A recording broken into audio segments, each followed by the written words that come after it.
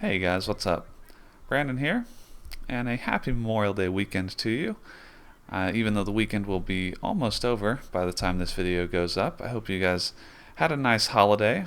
Or if you're outside the US, I hope you just had a nice weekend and Monday like normal. But today I've got some soldier gameplay for you here in Tribes Ascend on the Katabatic map. And admittedly, I do not play Soldier all that often these days. This gameplay is actually saved up from a little while back. But I still enjoy the Soldier just because you have the spin fuser, which I like having the spin fuser and the mobility. Obviously, the Brute has the most powerful spin fuser in the game. But when you're talking about combination of mobility and power, I think this regular Soldier spin fuser really hits the mark. Though I wouldn't be surprised to see Soldier getting a class update before too long, simply because I think you have two other really powerful options in the medium class section. You've got the Technician, which obviously fills a pretty important role that other classes can't, and then you've got the Raider, which I think is probably one of the most powerful classes in the game right now. So we may see some Soldier love soon. Obviously, the Brute just got a class update recently, and so it looks like hi-rez is trying to put out these class updates with some regularity, which is nice.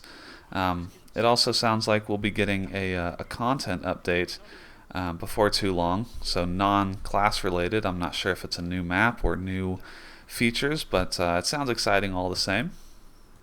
Anyway, like I mentioned, this is the Soldier class, and this gameplay is really just kind of offensive harassment, going back and forth between the enemy generator room and the flag stand. And this can be a really important role in public servers because oftentimes your flag cappers will not get that much help trying to clear the flag stand and make way for them to pick up the flag. So I think it's important a lot of times to have one or two people running this offensive harassment role and making the enemy focus on the generator room and all of this commotion downstairs rather than focusing on their flag. And the nice thing about this role too is that you can fill it with multiple different classes. So I'm playing Soldier right now, but if you've watched some of my other videos, you know that probably my favorite class to harass with is the Juggernaut. And really, you have a lot of different options among the medium and heavy classes to do this harassment. I think the Raider is extremely strong, and so is the Brute, given its most recent update. I mean, shoot, you can even roll with the Technician and drop a turret in the enemy base if you want to do a little trolling. But no matter which class you choose, the general idea is the same. You want to keep the enemy's attention focused on you, because while you have their attention, that means that they can't hang out on their flag stand and spot your incoming flag cappers. And when you have pathfinders setting up routes that may take a minute or more to get up to full speed, I guarantee you the quickest way to put a smile on their face is to keep that flag stand clear so that they can come in fast and make a clean getaway. Anyway, you've probably had your fill of gameplay talk for now, so let's move on. For the rest of this commentary, I want to just talk about kind of gaming in general and how gaming is viewed as a hobby in the wider social world. And the fact that a lot of times there's kind of a social stigma associated with calling yourself a gamer and telling people that that's what you enjoy doing with your free time.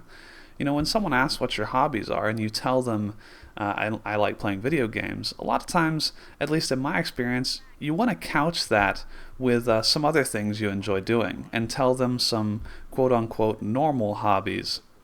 Otherwise, they kind of view you as a shut-in or like you should be doing something more productive with your time. And obviously, that's a very sweeping generalization, and not every case is going to be that extreme.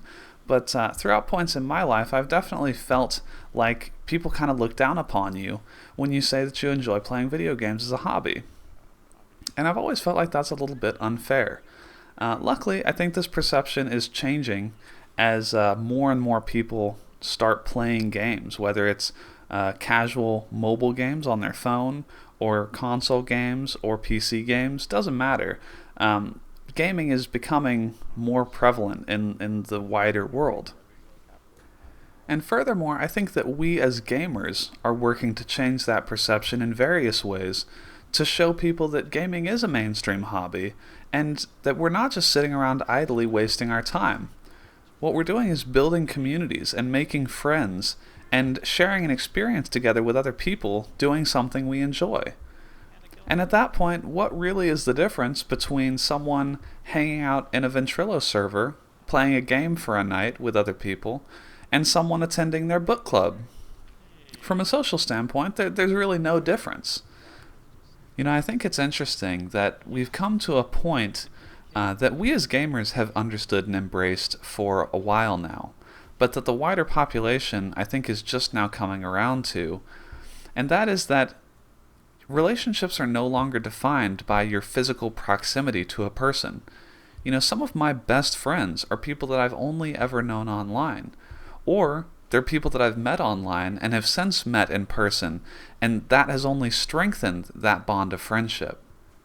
And so I had mentioned earlier about these various ways that we as gamers are working to change the perception of gaming as a hobby and make it a widely accepted pastime. And I think one of those ways is through community building and charity. And so I want to talk a little bit about the charity gaming marathon that KBMOD held this weekend.